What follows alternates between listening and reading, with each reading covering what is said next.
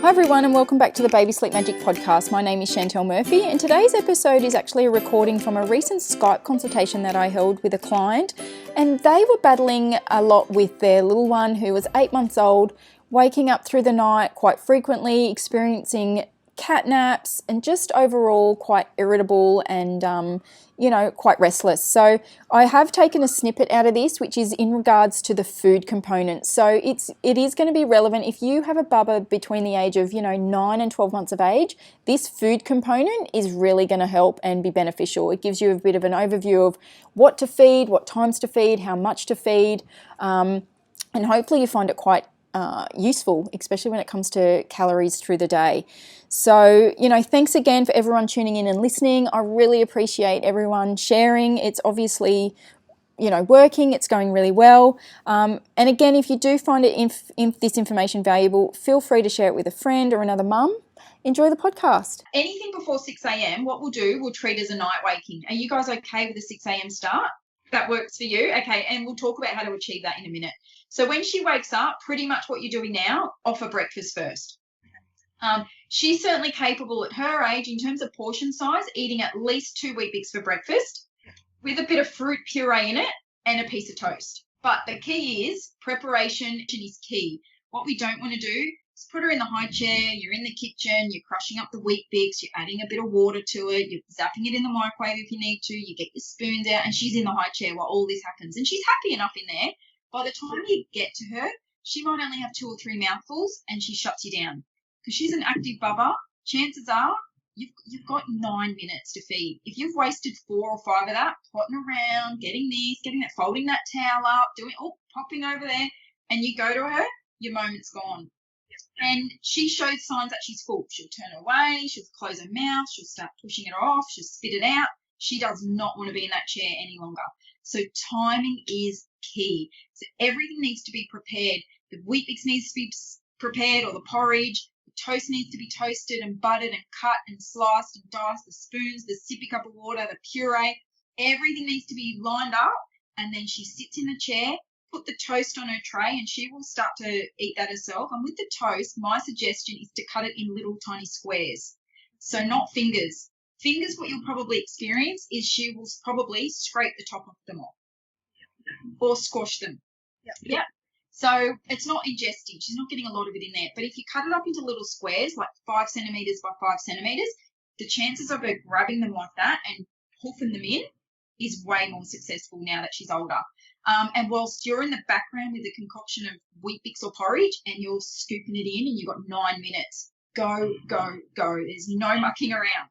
So, if you are already feeding and she's happily eating away and she's, I wouldn't say change it, not at all. But I can see already that I think from what you've said, she's a happy bubba, she's an active bubba, she's a goer.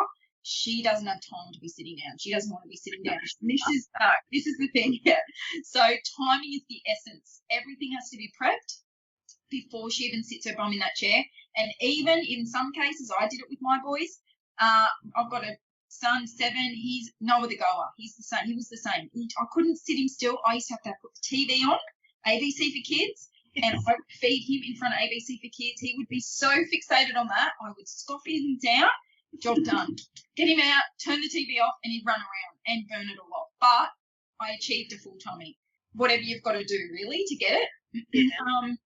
Once breakfast is done, pretty much what you're doing now would be her milk feed. So you might want to, at this point, save it just before nap time so she actually goes to bed for a nap full. Because, when we go to a buffet all you can eat, we come home, we just want to veg out. And if we can get her tummy to feel like that before she goes down for a nap, hopefully we get a better nap. And then once she wakes up, morning tea. So morning tea for her, at her age, something substantial, something dense, and not in the chair. We don't want to sit her in the chair for this. She has no time. Whilst she's running around, my suggestion would be something along the lines of a piece of banana bread, a piece of date loaf, a mini frittata, a cupcake, a muffin, pikelets, croissant, something like that. And you guys break off bite-sized pieces and just follow her around, kind of, and just pop it in her mouth while she's busy playing. I probably wouldn't give much to her because she'll just squish it, squash it, put it. It's just not going to even go in her mouth. So you're better off just breaking off bite-sized pieces, following her around, or, whatever, when she's busy, popping it in her mouth. 20 minutes later, you're done. She's got that in her tummy. Then around about an hour and a half after that is lunchtime. Now, in terms of portion size for lunch, would be a full banana with a half an avocado mashed in together, tub of yogurt, and a sandwich. So she's certainly capable, and same process, 10 to 15 minutes at the most, and everything needs to be prepped and sorted and splitzed and zapped and spooned and all that before she sits in the chair. Sit in the chair, ABC for Kids goes on, put the sandwich in front of her, cut up into little squares, and you're in the background, zhuzhing it in 9 to 10 minutes. Once she's done that, then ideally she doesn't usually need milk at this point, but in your situation, until you decide to press go, I would give her a little bit of milk for going to bed. Yep. Because she needs it at this stage. Then once she wakes up, it says afternoon milk feed on here, but you could kind of split the feed. So if she has 2 10 meals, how many meals does she have during the day? Anywhere between 180 and 210. So you might want to just split it. So you might want to do 120 meals before she goes to bed for lunch, and then another 100 or so meals when she wakes up from the afternoon tea. When she wakes up from her afternoon nap. And then she'll have afternoon tea. But at this point, it's snacky, like rice cakes, fruit, crackers, cheese, whatever you something quite light, because what we wanted to then do between 5 and 5:30 at the latest, probably between 4:30 and 5, would be dinner. Now, why we do this time is because Bubba's at her age, anything after 5 p.m., everything is just so hard in their life. You know, she might not show physical signs that she's extremely exhausted. They won't really do that. But eating after 5 p.m., it's the end of the world. It is way too hard. And we're just not going to get her to eat what we want her to eat. But if we can bring it forward to 4:30, the success rate of her enjoying it and then eating it all is so much higher. But my suggestion would be, because she's at this age, to do her dinner at 4:30, 5 o'clock. And then if you guys want to do a family dinner, which a lot of families I work with do, around the 6 o'clock mark, what you might want to do, you guys eat dinner at 6, but she also sits with you guys at the table at 6 and just picks. She can have a pork chop or a bit of rissole or a bit of sausage or a dessert if you wanted to leave the dessert till that point. So at least you're kind of doing the family scenario thing. And you know what? At the end of the day, if she eats, tick, amazing. If she doesn't, who cares? She ate her meal at 4:30. Yeah. So that's an option. And then from there, she'll do bath, kind of what you already do. You do your bath, you do your wind down. And ideally, we want her to go to bed anywhere between 6:30 and 7, because if we don't get her in bed by then, which I know you already do by the seams of it, she will possibly get a second wind, which is what we don't want.